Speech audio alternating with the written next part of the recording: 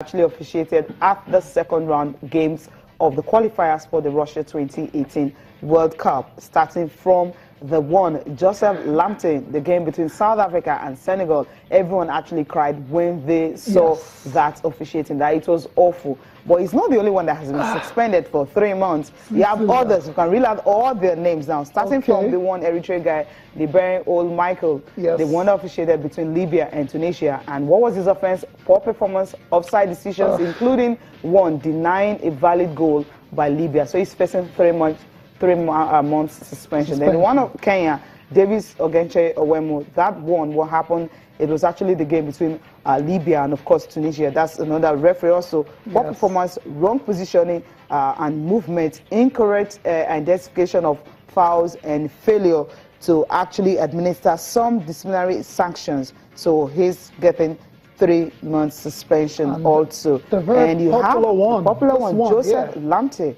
In the game South Africa and Senegal, and that one, poor performance, awarded a wrong penalty for handball, despite the fact that the ball never touched the hand of the player. Will that be the first time, or will it be the last time this kind of situation was going to happen? It's happened over and over again.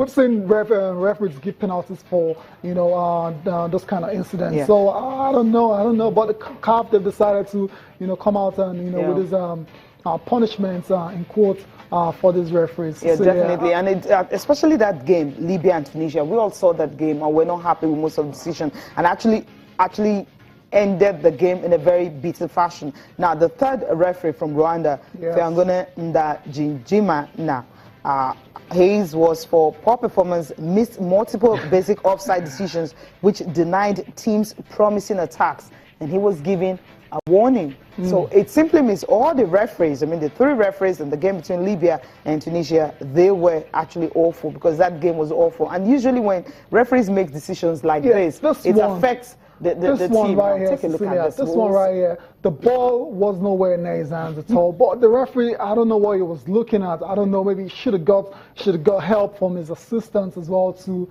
And I mean, look, that's the Senegalese. They didn't understand where that decision came from. And I remember the commentator kept on saying it's an hometown decision. Hometown decision. I mean, it was just home advantage.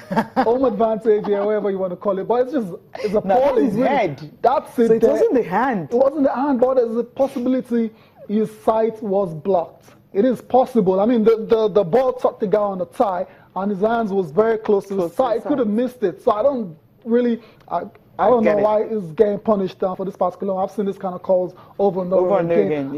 Don't get me wrong, Cecilia. I totally understand, you know, holding these referees to, or holding them accountable and responsible for their poor decisions. But for some of them, you have to understand they're humans and they can make these mistakes. And that's why we've been calling for the introduction of technology. They need a lot of help. The video, they need a lot of video assistant referees. The hawk eye you have in tennis, that has actually helped a lot of calls and all that. But in football, FIFA had said they were going to introduce that. And even the FIA were talking about that video replay and all that. The IFAB, they introduced it, and we've seen it's been it was used one time in a Dutch football game, but the introduction is so slow. It has not been embraced. I wonder what's making it this slow. I mean, it should be accelerated. I mean, we need video assistant referees to, you know, help with this kind of decisions, because in the Premier League over the weekend, a lot of awful calls. I mean, but the FA haven't come out to punish those guys like this.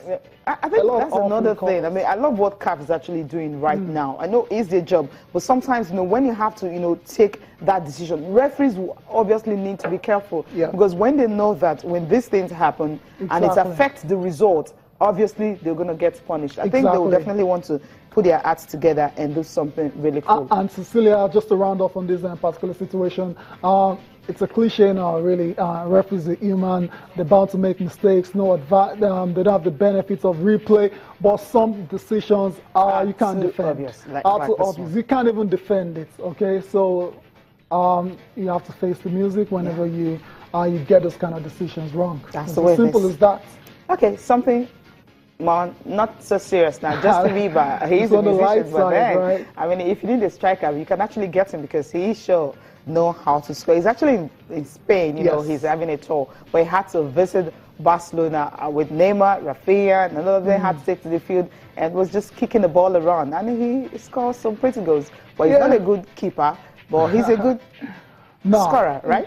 He's a very Justin Bieber, obviously we all know, superstar, pop singer, you know, very popular and all that. But as a footballer, Cecilia is very decent. I mean, look, he's got a decent, you know, shot on him, and his keeping up skills are actually very more than decent as well. So his ball juggling, I've seen him, you know, do it over and over again, and he's a very decent player. Apparently, you know, he's been interested in football since he was a young, very young boy, and I'm not surprised at all. He's just having fun with the other guys in Barcelona. I remember earlier in the year, in June, you know, was pictured in his back garden playing with Neymar. So I think that's where they set up this particular meeting. That's just my opinion. That's not a bad shot. Not a bad shot at all. That's a good one. But he just can't keep the ball out. Well, we'll go for a break now. We'll come back.